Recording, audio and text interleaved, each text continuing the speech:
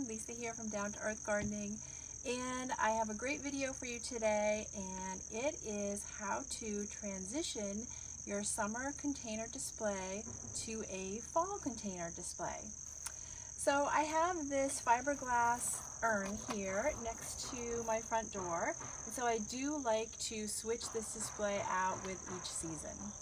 But as some of you may encounter with your own containers, I still have some things in it that I'd really like to keep in my fall container display. So I'm going to show you today how to do that. It's a good time, it's early fall, and it's a good time to transition this container so we can get the most out of it. So we have some items in here that have fared well and some that haven't. So there's some things that are petering out, like the potato vine, so I would like to remove this. I have another flowering annual here that didn't fare well, didn't like it here, so I'm going to be removing that. And then the items that I'm going to keep is definitely this gorgeous grass. This is an annual grass in my zone, which by the way is 6A. And I do love my coleus in the summer, but also in the fall. I just feel like the foliage comes in so many bright fall colors that I really like to keep that. And then the other item for me that's kind of up in the air is this really pretty ivy here. I do like having the draping plant here in the mix, so I'm going to try to keep that. So for those of you at home that are transitioning your containers as well, I do want to say that my container here is about 16 inches in diameter. That's what I have for a planting space. And I like my containers full. So I wanted to mention that, so if you're keeping a count of how many items I'm putting in here, it will help you gauge the count according to the diameter of your container at home. So I've got all my tools here ready to go, and I have some items that, or some options that I want to put in the mix and replace the other items with. But I want to show you a couple of important things to do this, and one of the most important tools to do this is my Hori Hori knife, well loved, very dirty. And you could also use a trowel that has a serrated edge, and it's going to help keep this job simple. So this can be used as a knife or a trowel. So that, and then either pruners or snips, whichever you prefer. So the first step is just cutting down what I'm not going to keep. So definitely not keeping the potato vine. I want this container to last me hopefully 8 weeks. I want to get 8 weeks out of it. And this really doesn't have a lot of life left in it. It looked great in the summer, and it actually really put on some growth. It was a pretty limey green color. And then I'm going to snip out this annual here.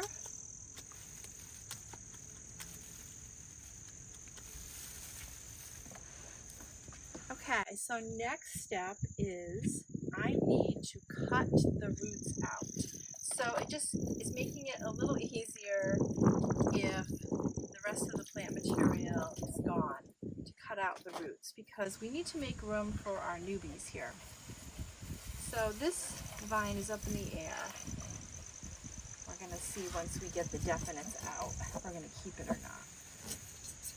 So I'm really just trying to loosen up the dirt, the soil, and avoid the roots of the plants that I want to keep.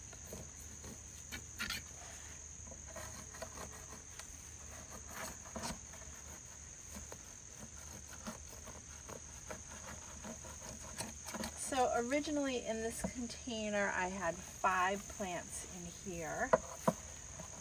I would love to say that I'm going to get 2 more items in here at least, but we shall see. Alright, I purposely did not give this container a lot of water this morning, so it's coming out pretty easy.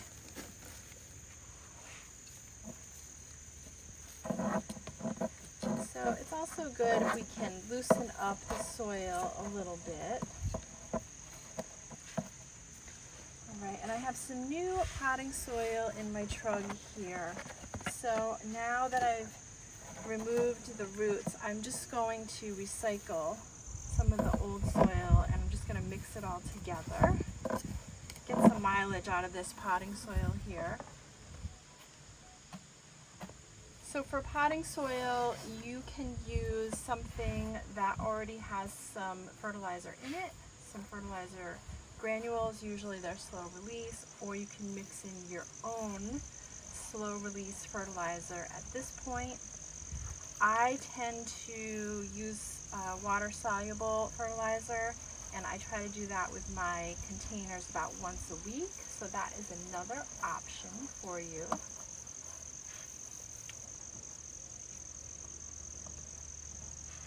Really just trying to make enough room to get my new plants in, a little bit of soil. So I just want to show you a close-up of what we have now. We've got 3 plants here. All right, so I have some options. So I do love my mums in the fall. So I have another purple prism mum, which you may have seen if you watched our How to Get the Most Out of Your Mums video. Prism purple. So that is an option. I don't expect to get all of these in this pot, so I'm just giving myself some options here. And I love ornamental kale. I'm pretty wild about it. I always get so excited when these come out at the nursery. So this is a beautiful purple one, and typically they will come with one head on it. I managed to find some this year for my clients that have 2, which I really love, because when you're doing a container display, you kind of want them tilted a little bit. So this here is called Pigeon Purple. I love the colors. I'm sure you're going to be seeing some more ornamental kale at my house in the future. So I'm thinking I'd like to use this. Love the foliage, and because I'm not going to be using the larger mum, I think I'm going to be out of room. I'm going to use this little smaller mum here. I think this is like a 4-inch here. I'm going to put this pop of white in the mix. Okay, so I don't want you to be scared what I'm going to do to this guy or gal next, but so these do come in the pots they were grown in, and they do get quite pot bound, just as the mums do. So you do need to loosen it up. But because I don't have a lot of space, I'm going to have to peel away some of the soil. And I'm just going to do that very carefully, very gingerly here. I'm trying to slim it down so I can squeeze this kale in here. So if you can do it with your hands, that's great. This is really not a bad thing, because you're also going to be helping the roots expand and really get going in their new container and their new soil.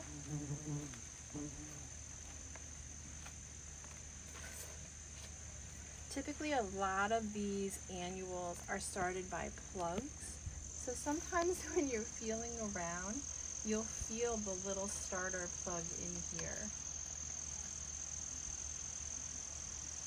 Okay, I hope I didn't scare you, but that's it. So you can see that I have removed a good amount here. So this was the original size of it, and that's what I removed.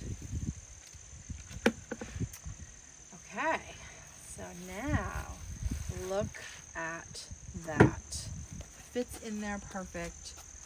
Love the burgundies, the creams, the purples, and I actually really do like the draping, so I'm going to leave that.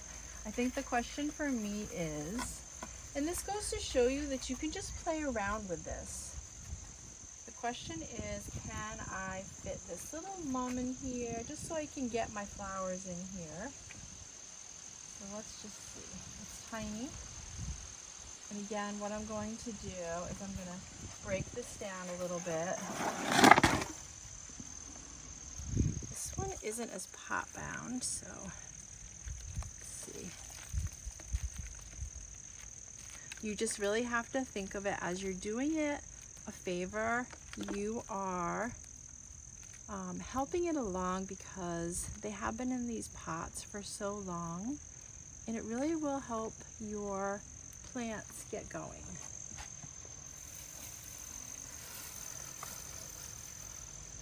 All right, so that's going to work, but because it's so tiny, I need to put some soil in the bottom. All right, now I'm going to mix up my old and new. Okay, so this is what I have in my container here. I have my new potting soil, which I had in the bottom, and then I also have taken some out of the pot and put it in here. And then I've also, when I removed some of the soil from the plants, I also added this in here. So I'm really recycling soil, and then I'm just going to make sure it's broken up a little bit and then just mix it all together.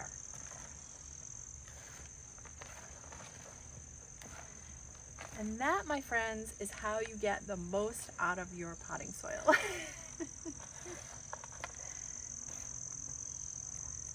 Okay, so let's see what we have in here. We're going to put a tiny bit under the kale, fresh soil, nice and loose.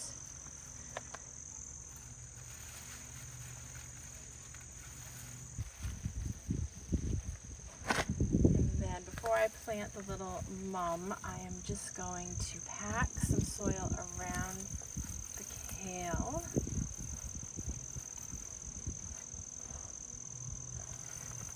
It's definitely easier just to do that now.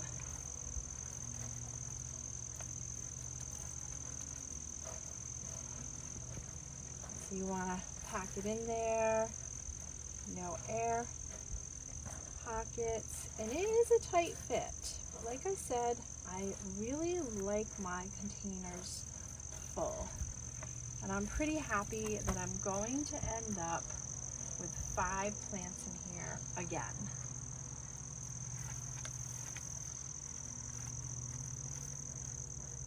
Okay, and this is smaller, so I needed to add a little extra soil underneath it.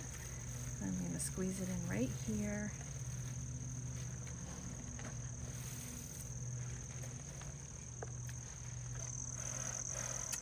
Now I can also spin it around. Just want you to see all of it here.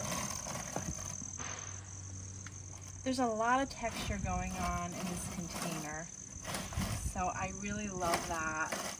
I'm really happy that I was able to keep the variegated spiller here.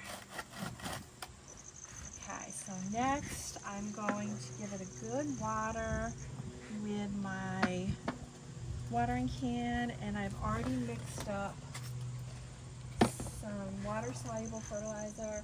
I do like to share what I'm using in the description below. I'll put up some links for you if you're interested. If you wanted to do your granules, if that wasn't already in your potting soil, you could do all-purpose slow-release granules, and then it's a one-and-done feed. Or you could use some water soluble. This is some good all-purpose for my containers, and I like to mix this in once a week. But for your container, definitely give it a good water every day. And this one here tends to dry out pretty quick. And here, watering the soil, give it a really good drink, and that will help with the transplant shock here. We don't want to stress it out any more than it's already stressed. And that's it, folks. We have managed to transition our summer container right into fall, and we didn't have to go out and buy all new plants, so that's pretty great. So now I'm pumpkin ready. I'm going to have the grandkids help me select some pumpkins, and we are going to embellish this area by the front door a little bit more, but it was pretty easy, and I hope this helped you all out at home. So happy fall, everyone. Thank you so much for joining me today. I appreciate all of you watching at home. If you like this video, go ahead and tap like, and please subscribe to our channel. We have lots more gardening videos coming your way.